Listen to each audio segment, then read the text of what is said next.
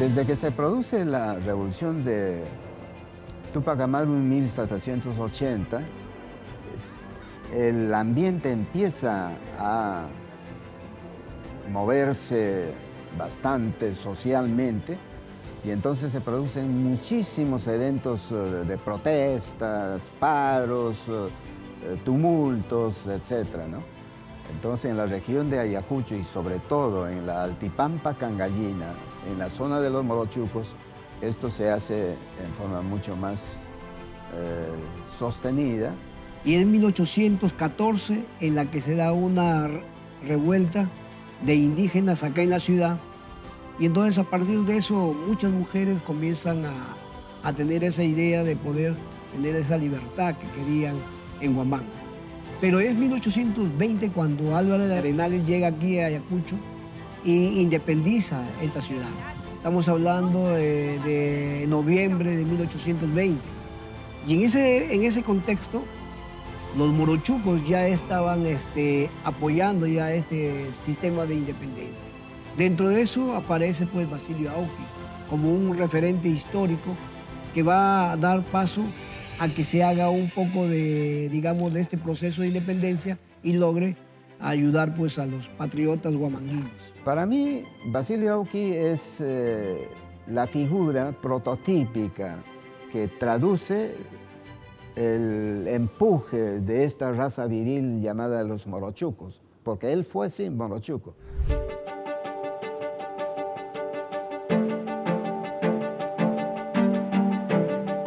Los morochucos forman parte de un grupo de habitantes de la zona de Pampacangayo que se dedicaban a la ganadería y a la comercialización de ganado.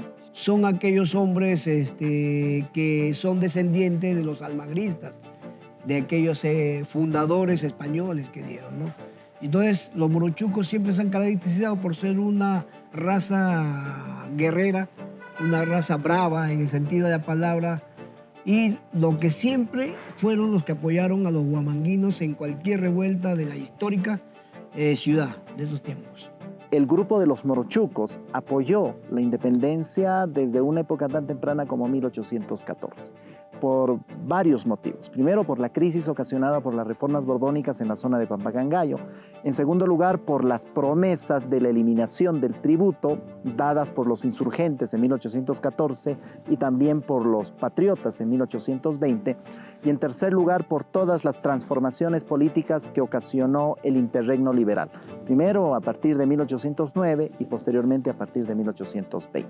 Se decía morochucos porque, más que todo porque usaban pues, los gorros, como eso lo han traído por los españoles, ¿no? Por el frío mismo que hacía, se ponían unos gorros, ¿no? Y encima su sombrerito, los chucos, que decían, ¿no? Entonces en quechua muruchuco le decían los campesinos. Las descripciones coinciden en señalar que eran unos personajes de tez más o menos clara, con barba abundante, con unos ponchos y con unos gorros especialmente diseñados para las inclemencias del clima.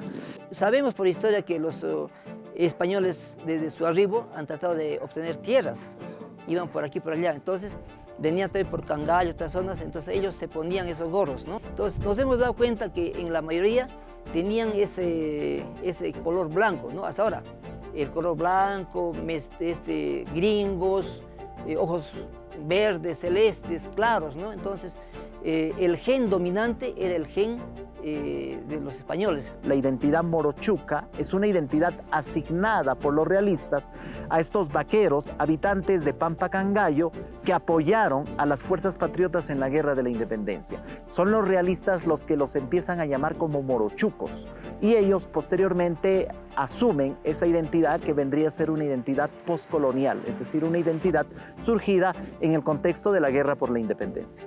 Y entonces surge toda una caballería que llamamos de los morochucos. Unos grandes jinetes que de una u otra forma lograban pues, destrezas con eso. Tenían su llamado cocobolo.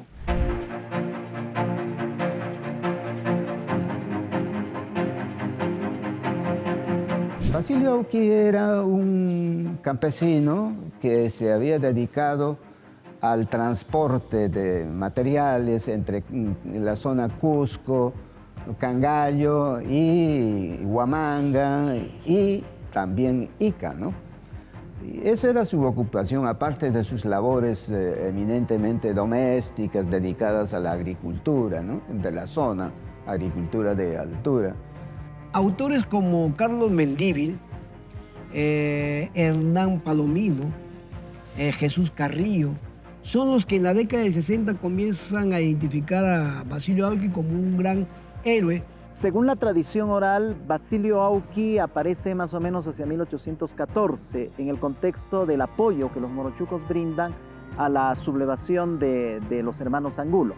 Pero en la documentación histórica nosotros encontramos a Basilio Auqui y a los Auqui en general ya hacia 1821, cuando los morochucos están teniendo un enfrentamiento permanente con las tropas realistas de Carratalá, que intentan recuperar el control político y militar de la intendencia de Huamanga. Él se vio forzado ya casi a los 75 años, eso es lo que dice la tradición, a ingresar a las luchas, pero conformando una caballería entre los miembros de su familia, hijos, nietos y amigos y algunas autoridades de la zona, ¿no? El enfrentamiento es básicamente por retener el control del territorio. En tanto, para los españoles, el territorio es una zona de comunicación entre la Sierra Central y la Sierra Sur y el Alto Perú. Y para los patriotas y para los guerrilleros morochucos es importante bloquear esa comunicación ocupando militarmente el territorio. Chay español kunata harjonanchi kachkan.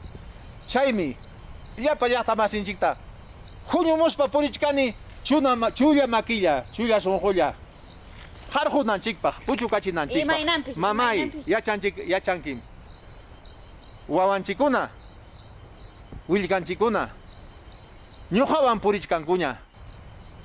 Chay guerraman rinanchikpaq. Chaynata niptikiqa papay llapachanchik lliw llapachanchik rispa peleamusun chaykunawan.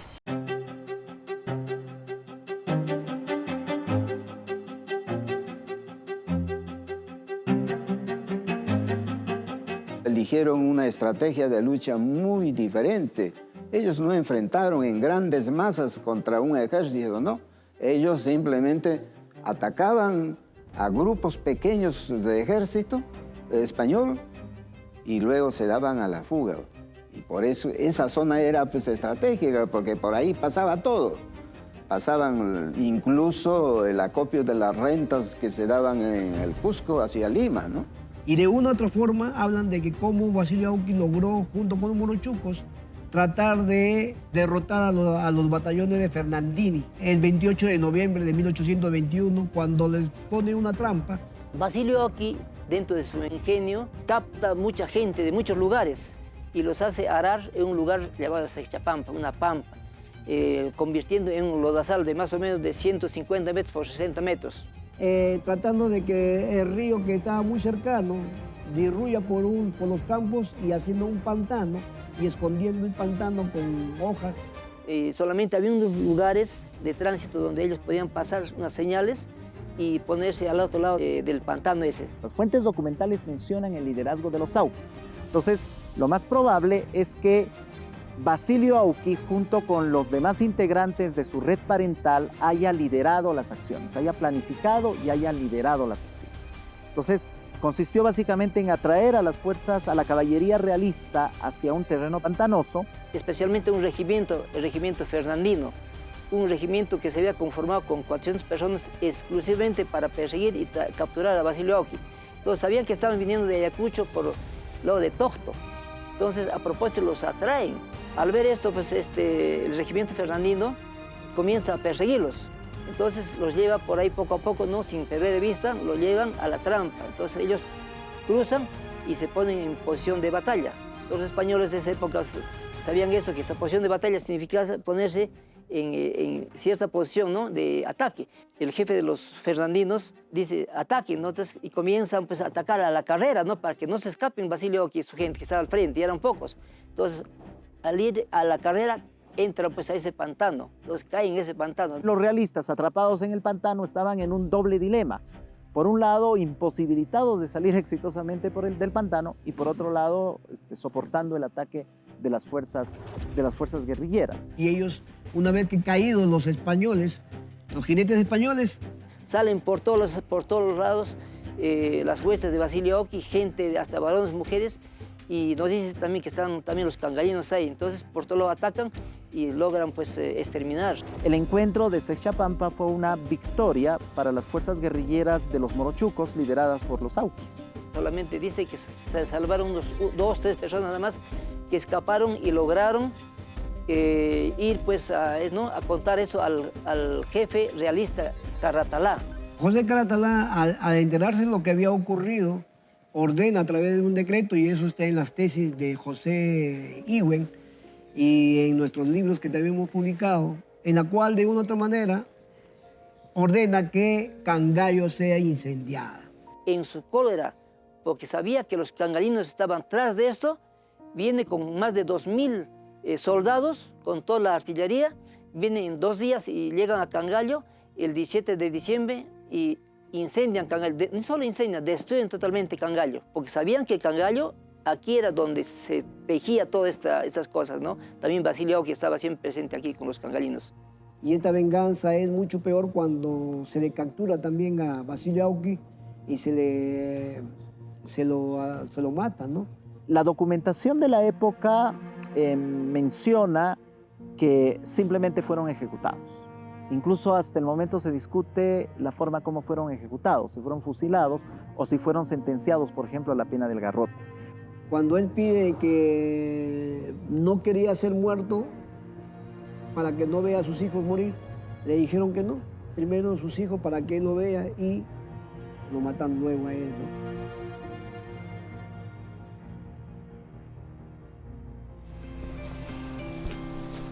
Excelentísimo, señor general Caratalá, a su orden.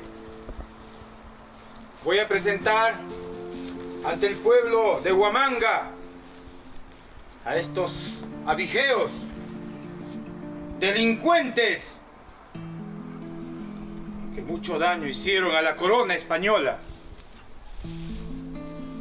Y a este cuatrero abigeo, delincuente. ¡Viva el Perú libre! ¡Cállese, abigeo! ¡Cállese! ¡Traidor! ¡Cállese! ¡Cállese! ¡Cállese!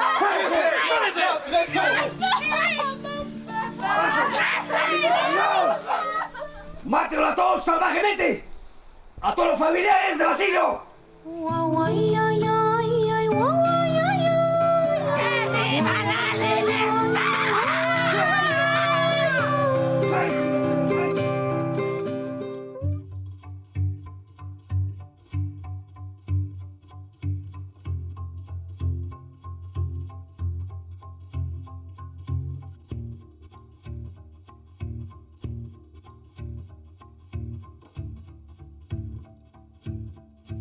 Basilio Oqui representa, en primer lugar, el orgullo de una raza, la valentía de esa raza indómita, que desde época de la llegada de los españoles han ido batallando siglos tras siglos. Representa entrega por un objetivo más o menos colectivo, representa, por supuesto, heroicidad y sobre todo valentía, porque hay que ser bastante valiente para planificar una emboscada y enfrentarse a una poderosa caballería realista como ocurrió en Sexchapampa.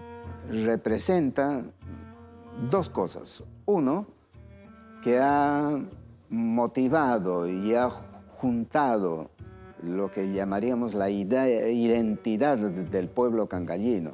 Eso es la parte local, ¿no? Pero en la parte externa, podríamos decir, es la figura que hace pensar de que la lucha de la independencia no fueron pues de afuera hacia adentro, sino más bien de adentro hacia afuera. También representa el amor por la libertad, por la independencia, la valentía. Todas esas cosas representa Basilio Oqui, el luchar por un ideal. Ese ideal justamente es la libertad de lo que siempre anhelamos hasta ahorita lograrlo, ¿no? Eso es lo que Basilio Oqui ha deseado siempre, y justamente eso ha inculcado en sus morochucos y en la gente misma cangallina. Basilio Auqui es orgullo para los cangallinos, para los de Pampacangallo, para los ayacuchanos. Es decir, los ayacuchanos tenemos un héroe popular, un héroe proveniente de los sectores populares que luchó por la independencia entre 1821 y 1822. Y en el sesquicentenario de la batalla de Cucho, que es el 9 de diciembre de 1974, es la que se consolida Basilio Auqui. ¿Se consolida cómo? Se le hace un monumento en la plazoleta de lo que es Santa Teresa, ¿no? Ahí hay una foto en la cual está el monumento que fue robado posteriormente en el 2003 y ahora repuesto nuevamente por las nuevas autoridades como un homenaje al heroísmo de Basilio Auqui. Basilio Auqui debería ser conocido por las nuevas generaciones y su historia debería ser enseñada en los centros educativos. Nosotros tenemos una idea bastante acartonada del héroe, el héroe militar que está al frente de los ejércitos, que es un general, que es un mariscal y que posteriormente es condecorado por sus hazañas militares. En el caso de Basilio Auqui, él no es un héroe militar, sino es un líder campesino que se pone al frente de una partida de guerrillas. Creo que Basilio Auqui ya representa a un héroe nacional. Definitivamente su historia debería ser conocida por todos los peruanos.